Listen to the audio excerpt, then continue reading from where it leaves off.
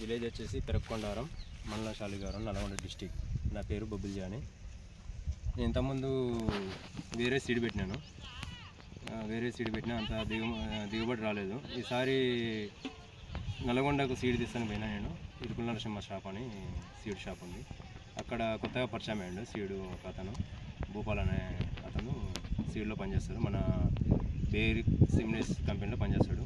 అతను ఏమైందంటే నాకు భరోసా ఇచ్చాడు, ఇది సీడ్ తీసుకొస్తా తమ్ముడు, నీకు బాగా వస్తుంది, సీడ్ తీసుకొని పెట్టి చూడు, నేను భరోసా ఇస్తాను, దానికి ఏమైనా నేనే దానికి సహకరిస్తాను, నీకు పెట్టుకున్నా కానీ నీకు సహకరిస్తాను, దిగుబడి బాగా వస్తుంది.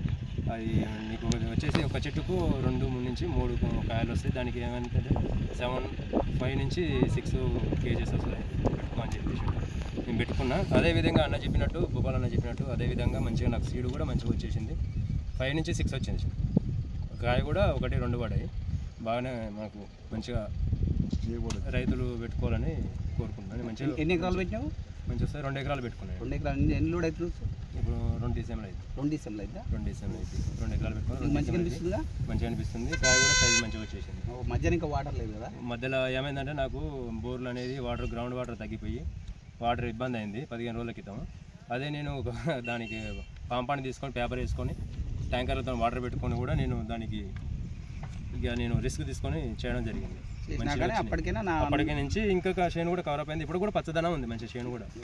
ఇప్పుడు కూడా చేను కూడా పచ్చదనం ఉంది. కాయ కూడా మందులు స్ప్రే కూడా తక్కువ వాడినా. నేను 3 టైమ్స్ నేను ఛార్జింగ్ పంపుతో కొట్టిన, 3 టైమ్స్ డోన్తో కొట్టిన. చేను ఖరాబ్ అవుతుందని డోన్తో కొట్టించిన. మంచిగా అది కూడా డోన్తో కొట్టింది, పురుగు కోసం కొట్టిన, చీడ రాకుండా. కాయకి వేసుకుంటే ఈసారి మంచిగా ఉంటుంది. మరోసారి కూడా నేను పెడతాను మంచిగా. ఇంకా 2-3 ఎకరాలు పెంచుదామని చూస్తున్నాను.